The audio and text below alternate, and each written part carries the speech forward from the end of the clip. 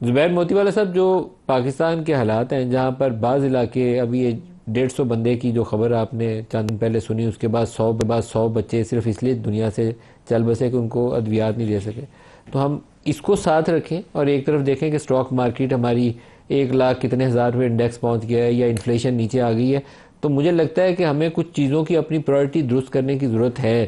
ہم امن و امان کو قابو کر لیں اور یہ جو اکانومی کے اوپر اگر 2 4 کوئی اچھے انڈیکیٹر آتے ہیں تو ہم اس کو ہائی لائٹ کر سکتے ہیں۔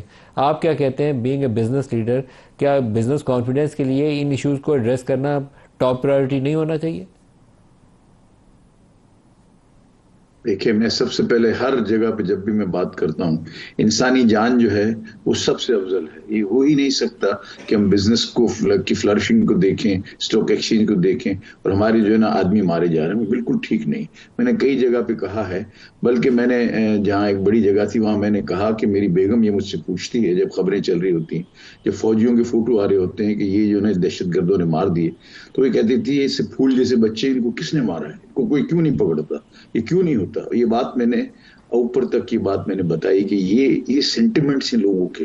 انسانی جان اگر جائے گی، چاہے وہ فوجی کی ہو چاہے عام آدمی کی ہو، وہ انتہائی قیمتی ہے۔ اور خاص کر کے آپ ہمارے جو اگر قوم کی جو رکھوالے ہیں، اگر ان کی جان جاتی ہے تو زیادہ افسوس ہوتا ہے۔ میں بالکل ہائیسٹ ورڈز میں اس کو کنڈیم کرتا ہوں، اس ایکٹ کو جس میں 150 لوگ مارے گئے، باقاعدہ بلوہ ہوتا رہا، ہم وہاں جا نہیں سکے، ادویات نہیں پہنچا سکے۔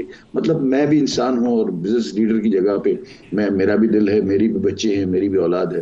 تو انتہائی دکھ کے ساتھ، میرا بڑا دکھ ہے اس بات کا جو یہ اس ملک کے اندر، جو ہمارے ملک کے اندر جو ہو رہا ہے، جس طرح سے ہم اس کو کنٹرول نہیں کر پا رہے۔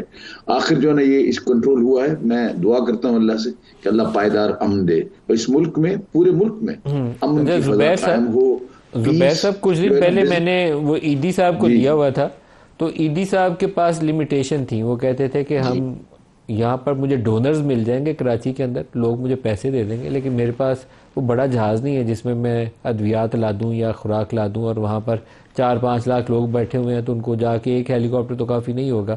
تو آپ کراچی کے لوگ، کراچی کی جو بزنس کمیونٹی ہے، سیلانی والے اربوں روپے کا وہ خوراک اور ادویات تقسیم کرتے ہیں۔ بشیر فاروقی صاحب کو بھی ساتھ پوچھیں جی اگر دستیاب ہو تو، آپ بزنس مین حضرات بہت بڑے کھلے فراخ دل کے ساتھ چندہ دیتے ہیں، شاید یہ موقع ہے کہ ان 5 7 لوگوں کی زندگیاں بچانے کے لیے آپ لوگوں کو نئے سرے سے کچھ کنٹریبیوشن کرنی چاہیے۔ ہم ہر وقت تیار ہیں۔ پاکستان کے اندر سب سے بڑا فلنتھروپی کا جو سینٹر ہے وہ کراچی ہے۔ کراچی کے اندر آپ دیکھیں کتنے لوگ ہیں، اور اگر آپ سیلانی کو دیکھیں تو روز کے وہ 2 لاکھ آدمی کو کھانا کھلاتے ہیں، ہر طرح کا کام کرتے ہیں۔ ایدی کو آپ دیکھ لیں، جہاں کوئی نہیں جا سکتا وہاں ہو جاتا ہے۔ ان سب کی فنڈنگ الحمدللہ کراچی کی بزنس کمیونٹی کرتی ہے، اور ہماری فلنتھروپی، ہم اس بات میں مانتے ہیں کہ اللہ نے جو دیا ہے اس میں سے لوگوں کا حق ہے اور ہم دے رہے ہیں۔ ابھی اگر اس کام کے لیے بھی چاہیے، میں آپ کو یہاں بیٹھ کے کہتا ہوں کہ ہم تیار ہیں فنڈ کو ریز کرنے کے لیے۔ شرط صرف اتنی ہے کہ جو آدمی وہاں ڈسٹریبیوٹ کرے گا اس کے اوپر ہمارا مکمل اعتماد ہو۔ اس کے علاوہ ہمیں کچھ بھی نہیں چاہیے، ہم ضرور پیسے دیں ہاں گے، وہ ہمارے صحیح ہے، بھائی ہیں، اور ان کی وہ فلاح کے لیے، اس ان کی شخص کو ریوائول۔ بشیر فاروقی ہونا چاہیے، اس شخص کا نام ایدی ہونا چاہیے تاکہ آپ لوگ آنکھیں بند کر کے اس کو پیسہ دیں۔